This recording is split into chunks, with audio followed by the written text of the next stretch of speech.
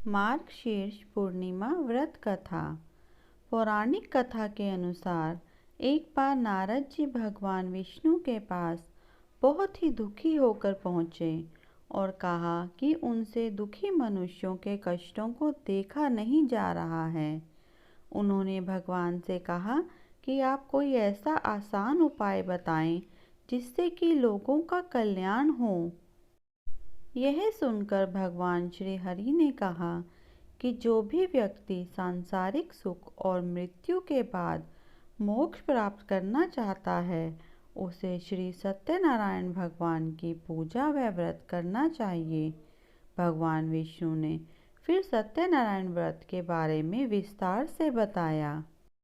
सत्यनारायण कथा का प्रारंभ भगवान विष्णु और नारद जी के वार्तालाप से होते हुए श्री हरि के सत्यनारायण व्रत एवं पूजन की विधि के वर्णन के साथ राजा उल्कामुख, गरीब लकड़हारा, निर्धन ब्राह्मण, साधु वैश्य, लीलावती, कलावती, धनवान व्यवसायी, राजा तुड़गंधध्वज एवं गोपगणों की कथा तक है।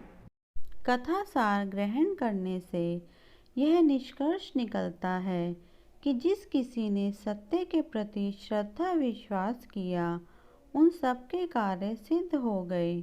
जैसे लकड़हारा, गरीब ब्राह्मण, उल्कामुख, गोपगणों ने सुना कि यह व्रत सुख सौभाग्य, संतति, संपत्ति सब कुछ देने वाला है तो सुनते ही श्रद्धा, भक्ति तथा प्रेम के साथ सत्य व्रत का आचरण करने में लग गए और फलस्वरूप इहलौकिक सुख भोगकर परलोक में मोक्ष के अधिकारी हुए।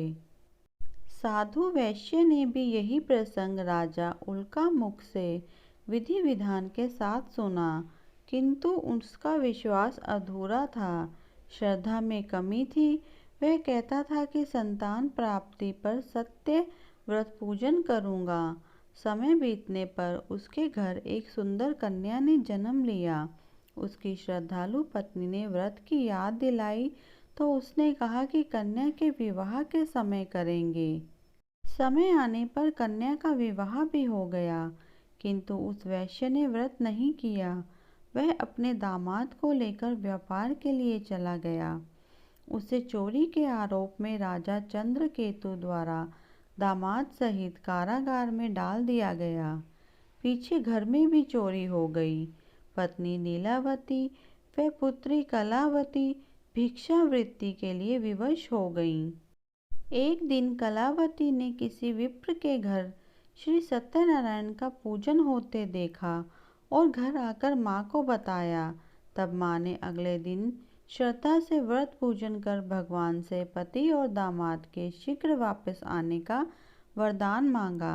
श्री हरि प्रसन्न हो गए और स्वप्न में राजा को दोनों बंदियों को छोड़ने का आदेश दिया।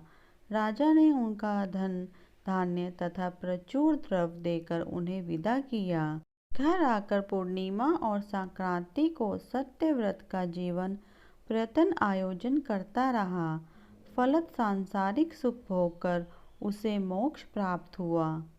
इसी प्रकार राजा तुड़गंधध्वज ने वन में गोपगणों को श्री सत्यनारायण भगवान का पूजन करते देखा, किंतु प्रभुता के मद में चूर राजा ना तो पूजा स्थल पर गया, ना दूर से ही प्रणाम किया और ना ही गोपगणों द्वारा दिया प्रसाद ग्रहण किया। परिणाम यह हुआ कि राजा के पुत्र, धन धान्य, अश्व, गजादि सब नष्ट हो गए। राजा को अकस्मात यह आभास हुआ कि विपत्ति का कारण सत्यदेव भगवान का निरादर है। उसे बहुत पश्चाताप हुआ। वह तुरंत वन में गया। गोपगणों को बुलाकर काफी समय लगाकर सत्यनारायण भगवान की पूजा की। फिर उसने उनसे ही प्रसाद ग्रहण किया तथा घर आ गया। उसने देखा कि विपत्ति टल गई है और उसकी सारी संपत्ति तथा जन सुरक्षित हो गए। राजा प्रसन्नता से भर गया और सत्यव्रत के आचरण में निरंत हो गया तथा अपना सर्वस्व भगवान को अर्पित कर दिया।